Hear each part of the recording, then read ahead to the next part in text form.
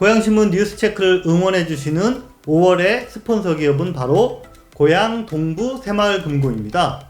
고양시에는 지역을 기반으로 하는 금융기관들이 여러 곳 자리하고 있는데요. 그 중에서도 고양 동부 새마을금고는 전국의 새마을금고 중에 자산규모 1등을 자랑하는 든든한 새마을금고입니다. 자, 전국 1등 하려면 자산규모 과연 얼마나 돼야 될까요? 고양 동부 새마을금고는 최근 자산이 무려 2조 원을 돌파했다고 합니다. 이를 자축하기 위해서 총 1억 5천만 원 상당의 고객 감사 경품 이벤트도 진행 중이라고 하네요. 이번 기회에 든든하고 친근한 우리 동네 금융기관 고양 동부 새마을금고의 가족이 되어보세요. 네, 고양신문 뉴스체크 2월 둘째 주, 오늘도 활기차게 시작해 보겠습니다. 저는 고양신문 유경종 기자고요. 네, 이성우 기자입니다. 이번 주 헤드라인 말씀드리겠습니다. 서울 문산 고속도로 강변북로 합류하는 우회도로 만들자. 트램 도입 난지물 재생센터 지하화. 시의회가 앞장선다. 장항 공공주택 교통대책 등 시의회 5분 발언 정리해드립니다. 경기도 공공기관 이전 고양시는 두 곳이 1차 심사를 통과했습니다. GTX 실물 모형 고양시민들에게 첫 선을 보였습니다. 마지막으로 사진 한 장 뉴스라는 새로운 코너를 이번 주부터 시작하도록 하겠습니다. 네, 지난해 11월 서울 문산고속도로가 개통된다고 했을 때 정말 큰 관심을 모았었죠. 특히 고양시 서북부 주민들이 통일로 교통량이 분산되면서 서울 가는 출근길이 빨라지지 않을까 라는 큰 기대를 했었는데요. 자, 6개월이 지난 지금 성적표를 한번 보니까요. 안타깝게도 희망 고문에 그치고 말았습니다. 네, 남고양 IC 교통 정체를 직접 몸소 체험을 하셨죠? 네, 제가 또 현장 기자 아닙니까? 그래서 지난주 화요일 날 직접 한번 가봤는데요. 금천 IC를 제가 7시 50분에 탔습니다. 전혀 안 막힙니다. 차들 싱싱. 강변북로까지 23km를 15분 만에 여유있게 왔습니다. 근데 강변북로에서 아까 그 말씀드린 남고양 IC 올라가는 그 지점부터 그 가양대교 타려는 2개 차선, 그리고 강변북로로 올라타려는 3개 차선, 총 3개 차선이 완전히 주차장입니다. 지금 모든 차량의 후미에 이 브레이크 등이 이렇게 들어와 있지 않습니까? 멈춰있다는 뜻이군요. 이 상태로 200m 가는데 15분 걸렸어요. 네, 저는 가양대교 건너가려고 계속 그냥 그 차선 지키고 있었거든요. 그게 이제 출근 시간대죠. 가양대교 올라타는데 총 40분 걸렸습니다. 그러니까 서문고속도로 이용자들 이거 유료 도로 달려와서 이런 정체 경냐, 차라리 포기하고 다시 통일로로 돌아가겠다. 그리고 또 강변북로 타던 사람들도 그렇잖아도 막히는데 서문고속도로 생겨서 더 막힌다. 양쪽에서 불만이 터져나올 수밖에 없는 그런 구조입니다. 자, 우선 정체 설명을 좀 해드리면 지도에서 요 파란색으로 표시된 이 길이 바로 서문고속도로에서 강변북로로 진입하는 남고양 IC입니다. 그런데 남고양 IC 앞으로 바로 1km 전방이 여기가 가양대교 합류 지점이거든요. 우측이죠. 그러니까 고양과 파주에서 자유로 거쳐서 강변북로로 내려온 차들이 이제 가양대교를 건너가야 하는 차들이 우측으로 이렇게 길게 줄을 서 있는 그 지점에 그 서문고속도로를 타고 내려온 차들이 합류를 해야 된다는 거예요. 그러니까 오른쪽으로 가려고 대기하는 차들, 그리고 강변북로 본선을 타기 위해서 왼쪽으로 끼어들어야 되는 차들이 엉켜가지고 매일 아침마다 정말 지독한 그런 난리통을 치르고 있다. 이런 소식입니다. 지금 이미 막혀있는 길로 합류해야 되니까 그게 맞습니다. 빠져나가기 힘들다. 이제 그런 뜻인데 그 아까 말씀하셨던 우회도로 구체적으로 좀 설명을 해주시죠. 우선 대안 제시를 누가 먼저 이제 촉발했느냐, 민경선 경기도의원입니다. 민 의원은 지난 6일 날에 서문고속도로 정체 문제 해결을 위한 대책위원회를 소집을 했거든요. 자, 이날 회의에서 1km 정도 되는 우회도로 신설안이 논의가 됐는데요. 지도에서 이 주황색으로 이렇게 표시된 게 이게 바로 우회도로인데요. 보시는 것처럼 남고양 IC에서 바로 합류하는 게 아니라 가양대교 분기점을 패스해서 강변북로로 올라서도록 이렇게 설계를 했습니다. 자, 이렇게만 된다면 서문고속도로 진출 차량과 가양대교 진입 차량이 뒤엉켜야 하는 그런 소모전을 피할 수가 있다라는 거죠. 근데 이제 문제는 현실 가능성이 있느냐 그거죠. 맞습니다. 현재 지금 강변북로 흐름 분산을 위해서요. 월드컵 대교 신설하고 또 성산대교 남단도 좀 개선하고 서문고속도로의 연장인 광명 서울고속도로도 조만간 개통하고 이런 여러 가지 계획들이 있거든요. 그러니까 과연 이런 계획들이랑 같이 이렇게 병행해서 좀 평가해 볼 때 이 우회도로를 지금 신설을 하는 게 이게 적절한지 이거를 좀 따져봐야 된다라는 거고요. 공사가 다 끝나면은 교통량이 좀 해소될 수 있다. 뭐 그렇죠. 분산이 될 수 있다. 네, 또 이게 뭐 거저되는 게 아니라 당연히 많은 예산이 들어가야 되는 거니까요. 예. 그리고 여기에 또 신설 도로가 이게 한강 둔치 그 대덕 생태공원 구간을 지나는 예. 그 문제도 또 고려해야 될 것 같고요. 네, 하지만 서문고속도로 강변북로 합류 지점의 만성적인 교통 정체 해결을 위해서 어떤 본격적인 논의를 시작했다라는 점에서 이번 우회도로 건설 제안은 정말 그 상당히 큰 관심을 불러일으킬 것으로 보입니다. 네, 두 번째 소식은 시의회 소식입니다. 트램 도입과 난지물 재생센터 지하화 문제를 시의회가 나서서 해결하겠다. 이제 이런 뉴스입니다.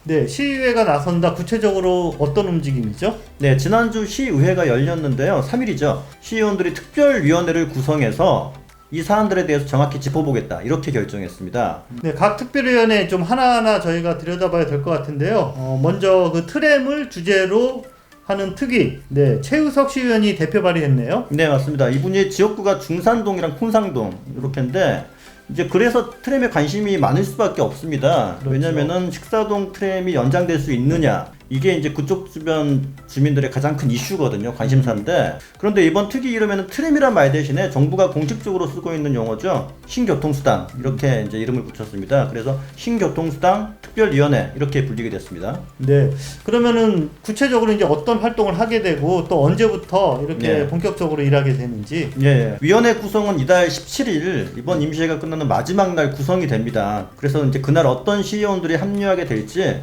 최종 결정하게 되고요. 활동에 대해 설명드리면은 전문가를 불러서 트램에 대해서 알아보는 포럼 등을 개최할 수도 있고 국내의 사례도 살펴볼 것 같아요. 아직 이제 국내에서는 트램이 완성된 곳이 없기 때문에 가장 앞서가고 있는 뭐 부산 5, 6도선 그런 곳을 방문해 볼 가능성이 굉장히 높을 것 같습니다. 또 국내 연구 자료를 분석해서 트램 건설비라든가 운영비를 시 재정에 과연 감당할 수 있느냐 그런 현실적인 그런 방안도 알아볼 예정이라고 합니다. 자, 다음으로 고양시의 대표적인 기피시설 문제인 난지물 재생센터 지하화, 이것도 정말 관심인데 특히 대덕동 그리고 덕은지구 분들이 이게 관심이 큰 사안이죠. 맞습니다. 예. 난지물 재생센터 특위는 해당 지역구 의원인 송주근 시의원이 대표 발의했습니다. 여기 특위 이름도 정식 이름은 서울시 기피시설 특별위원회입니다. 역시나 이제 이름에 난지물 센터가 들어가지 않아서 이게 뭔가 싶을 수도 있을 거예요. 예. 네, 그래서 저희가 이렇게 쉽게 풀어서 여러분들에게 이제 방송을 해드리는 거죠. 자, 이 특위 어떤 목적 또 어떤 활동을 계획하고 있나요? 네. 이 특위의 최종 목적은 난지물 센터에 조속한 지하화입니다. 네. 예, 이 센터를 전체적으로 지하하고 지상 공원화한다. 이런 목적을 가지고 있는데 지하화를 약속한 게 꽤 오래전 일입니다. 2012년 당시 박원순 서울시장이랑 최성고양시장이 상생 협약을 맺었습니다. 그때 이제 지하를 약속했었는데 지금까지도 뭐 진전이 전혀 없습니다. 그래서 현 이재준 시장도 그 약속을 빨리 이행해라라고 여러 번 촉구를 해왔죠. 그리고 또 하나 최근 이슈였던 그 서대문구 음식물 처리 시설을 또 재가동한다. 자, 예. 이 문제는 어떻게 됐죠? 예, 그것도 요즘 큰 이슈였는데 난지물 센터 내에 가동 중이던 서울시 음식물 처리 시설을 재가동하려는 움직임을 보이고 있습니다. 그래서 주변 주민들이 강력히 맞서고 있었죠. 그게 이름만 서대문 음식물 처리 시설이지 실상은 서울시의 5개 자치구의 음식물 쓰레기가 다 오는 거거든요. 네네. 그래서 이제 그 시설이 꽤나 큽니다. 그런데 이게 진짜 문제가 뭐냐면은 이 음식물 처리 시설이 노후화되면서 시설을 보강하고 현대화를 끝냈으니까 재가동하겠다. 이게 이제 서울시 입장인데 고양시 입장에서 보면은 아니 이게 뭐야? 난지물 전체 시설을 지하화한다고 해놓고 갑자기 그러니까. 지상 시설을 리모델링 해가지고 다시 재가동하겠다? 이게 말이 되냐? 앞뒤가 맞지 않는다. 예, 아무튼 이런 것까지 종합적으로 확인하고 서울시의 지하 예산을 빨리 세우도록 촉구하는 것이 특위가 해야 할 일이라고 볼 수 있습니다. 네, 시민들의 많은 관심이 집중되고 있는 트램 그리고 난지물 재생센터 문제. 자, 시의회가 앞장서서 정말 연말까지 꼭 좋은 성과가 있었으면 좋겠습니다. 네, 이번 소식도 시의회 소식인데요. 이번 임시회 때는 5분 발언이 있었습니다. 그 중에 2가지 소식만 전해드리도록 할게요. 첫 번째 소식은 박형정 시의원의 5분 발언 내용인데 그 제목이 아무도 돌보지 않은 죽음 공영장례가 필요하다. 이제 이런 내용이에요. 박형정 시의원이 공영장례에 대해서 필요성을 언급했는데 무용고자에 한해서 국가가 간단히 이제 화장을 하고 네. 시신 처리를 지금까지 해왔거든요. 근데 요즘엔 1인 가구가 늘어나고 있고 사회적 단절 현상이 커지면서 무용고자가 계속 이제 늘어나고 있는 추세라고 합니다. 또 무엇보다도 가족이 있음에도 불구하고 시신 인도를 포기하는 이제 경우가 급격히 늘어나고 있다고 합니다. 그래서 통계 자료를 좀 살펴봤는데 2016년과 2019년을 비교해 봤는데 가족이 시신 인도를 포기한 경우가 2.5배나 늘었다고 합니다. 4년 만에요. 그래서 이제 박형경 시의원이 주장한 바로는 고인에 대한 최소한의 좀 예의를 갖추자. 공영 장례를 치를 수 있도록 고양시가 시설도 좀 갖추고 뭐 장례 절차도 잘 준비해야 한다. 이제 이런 주장이죠. 자, 5분 발언 두 번째 저희가 뽑은 소식은요. 김서연 의원이 이제 발언한 내용인데요. 장항지구의 교통대책을 예. 새롭게 짜야 된다라는 주장입니다. 자, 김서연 고양시 의원은 3일 시위의 5분 발언을 통해서 고양시는 지금이라도 LH와 재협상을 통해서 장항 행복주택 교통대책 수립을 다시 협의해야 된다라고 주장을 했습니다. 자, 네. 이유가 뭐냐? 고양 장항지구 주변에는 뭐 우리가 잘 아는 것처럼 방송영상밸리, 테크노밸리, CJ 라이브시티, 킨텍스 123 전시장 등 고양시의 미래를 이렇게 책임질 그런 시설들이 이렇게 순서대로 이렇게 집적되는 곳인데 예. 그에 비해서 계획 세대수 대비 교통대책 사업비가 턱없이 부족하다라는 그런 지적입니다. 상대적으로 비교를 해봤죠. 네, 맞습니다. 예. 김서연 의원이 이제 비교를 해본 거는 그 창릉 신도시랑 그 다음에 고양 장항지구의 세대당 교통대책 사업비를 비교를 했는데요. 저희가 한번 살펴보니까요. 창릉 신도시가 5,950만 원, 그리고 고양 장항지구가 불과 1,130만 원.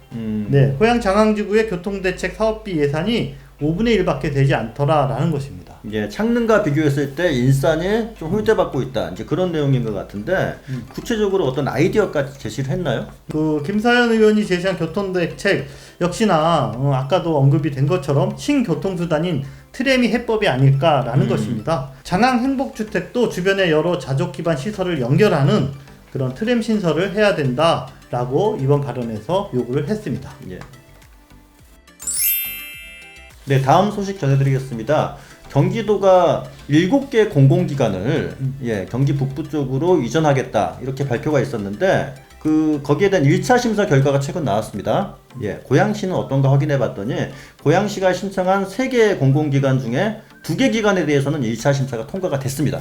네, 저희가 3주 전에 소개해 드린 것처럼 고양시가 신청한 기관 어디였는지 한번 다시 짚어드리면 경기주택도시공사, 그리고 경기신용보증재단, 경기도 경제과학진흥원 이렇게 3개였는데 네, 이 중에 경제과학진흥원은 1차에서 탈락을 했네요. 자, 그러면 나머지 2개 과연 이제 남은 경쟁률은 어떻게 되죠? 네, 이제 2개가 1차 심사를 통과했는데 역시 가장 관심이 큰 것은 경기주택도시공사 아니겠습니까? 이제 요것만 고양시 오면 좀 대박인데. 네네. 경기주택도시공사는 1차 심사 경쟁률이 5대1로 나왔습니다. 네. 고양시를 포함해서 구리, 남양주, 그다음에 바로 옆에 있는 파주, 그리고 포천 이렇게 5개 시군 중에 1개 시군으로 이제 오게 되게 되는데 최종 발표가 5월 말에 있으니까 그때까지 좋은 소식 기다려 보겠습니다. 자, 여러분 2024년에 개통 예정인 GTX-A 철도 과연 어떤 모양인지 조금 궁금하시죠? 네. 현장을 직접 가보셨나요? 네, 고양 시민들에게 이 열차가 미리 인사를 왔습니다. 네, 국토교통부랑 그 현대 로텐 이 철도 제작하는 회사예요. 이것이 이제 공동 주최하는 철도 차량 실물 모형 공개 품평회가 지난 4일부터 6일까지 일산 문화공원에서 개최가 됐는데요. 네, 시민들이 많이 찾아갔습니다. 그래서 정말 뜨거운 관심을 표했는데, 자, 국토교통부 관계자는 이제 이용자들에게 이 차량 미리 이렇게 선 보여서 관심도 좀 이렇게 모으고, 그리고 또 여론도 수렴해서 10월부터 본격적으로 제작하기 위해서 이런 품평회를 열었다, 그렇게 이야기를 하더라고요. 제가 사진을 좀 보면서 이렇게 설명을 드리면 보시는 것처럼 이렇게 외양이 상당히 날렵합니다. 그리고 하늘색, 파란색, 색칠한 그 색상도 좀 산뜻하고요. 모양 아주 좋았습니다. 그리고 다음 사진 보시면 요거는 이제 사이드에 있는 출입문인데요. 보통 전철이 양쪽으로 이렇게 마주 닫히는 슬라이딩 도어인데 요거를 플러그인 형태라 그러더라고요. 그래서 그 KTX 문이랑 비슷하게 이렇게 좀 상당히 세련된 모양으로 이렇게 이제 출입문이 되어 있었고요. 실내도 들어가 봤습니다. 좌우 폭이 상당히 넓기 때문에 이렇게 예. 좀 상당히 공간감이 쾌적하다 예. 이런 느낌 받을 수 있고요. 문은 KTX 문인데 실내는 지하철하고 거의 이제 유사한데 예, 폭이 좀 대동소이야. 넓죠. 아, 폭이 조금 넓다. 예, 넓습니다. 예. 예, 그리고 요건 이제 시트인데요. 시트는 이제 청소도 깔끔하고 또 불이 안 타는 폴리카보네이트 소재로 이렇게 예. 만들어졌고, 사진 보시면 A안이라고 이렇게 써 있는 거는 시트 색깔, 그 다음에 뭐 손잡이, 디자인 이런 거를 현장에서 이렇게 예. 어떤 게 마음에 드는지 선호도 조사 예. 그런 것도 실시하고 있더라고요. 지하철과 다르게 이제 팔걸이가 네, 조그맣게 각각 있네요. 있고, 그리고 또 이렇게 공기청정 장치도 각 객차마다 4개씩. 자, 여기는 운전석인데요. 여기는 뭐 어차피 운행할 때는 못 들어가 보는 데니까 예. 한번 흥미롭게 한번 들어가 봤고요. 이번 품평에는 이제 고향 시민들에게 새로운 교통수단인 그 GTX 요 열차에 대해서 좀 관심과 기대를 높여주는 그런 기회가 된 것 같고요. 자, 파주 운정을 출발해서 고양시, 킨텍스, 대곡, 창릉 3개 역을 거쳐서 화성, 동탄까지 운행하게 될 GTX A 노선은 이제 2024년에 개통될 예정이니까 저희가 기대를 갖고 기다려 보겠습니다. 자, 이번 주부터 처음 시작하는 사진 한 장 뉴스입니다. 한 장의 사진을 보면서 짧게 지역 소식 전해드리는 시간인데요. 첫 번째 소식, 송포들녘 첫 모내기입니다. 고향에서 가장 넓은 송포들녘의 첫 모내기가 7일 일산 서구 구산동의 한 논에서 시작됐습니다. 자, 고양신문 한진수 기자님이 찍어주신 사진인데요. 유서 깊은 고양시 농업을 이어오고 있는 농부들의 모습 정말 멋집니다. 이번에는 행주나루 강으로 한번 가보겠습니다. 사진은 이달 초 제6회 고양 행주나루 강 풍어제가 열린 모습인데요. 한강과 함께 살아온 고양시 옛 선조들의 마을 공동체 풍습이 오늘날에는 흥미로운 문화 콘텐츠로 이어지고 있습니다. 대세 가수, 트로트 가수인 영탁, 고양시 팬클럽 모임인 탁사모 회원들이 송산동 행정복지센터를 찾아서 이웃을 위한 나눔을 펼쳤습니다. 어버이날을 맞아서 독거노인과 한부모 가정 등의 카네이션 선물 전달했다는데요. 좋아하는 가수도 응원하고 이웃사랑도 실천하는 모습 훈훈합니다. 다음으로 소개해드릴 이야기는 아버지의 88세 생신을 기념해서 아내와 자녀들 부부 7명이 도서관 갤러리에서 가족 전시회를 열었다라는 소식입니다. 고양시 토박이 이수욱씨 댁 이야기인데요. 이들은 각각 서예, 그림, 사진 등 다양한 분야의 작품을 출품했다는데요. 네, 가족 모두에게 정말 뜻깊은 선물이 되었을 것 같습니다. 자, 마지막 소식은 26만 평 크기로 조성되는 일산 테크노밸리 토지 이용 계획 청사진이 드디어 모습을 드러냈다라는 소식입니다. 자, 설계도 보시는 것처럼 테크노파크, 비즈니스파크, 사이언스파크, 커뮤니티파크 등 크게 4개의 섹터로 부지를 구분했습니다. 자, 고양신문 3면에 자세한 기사 나와 있습니다.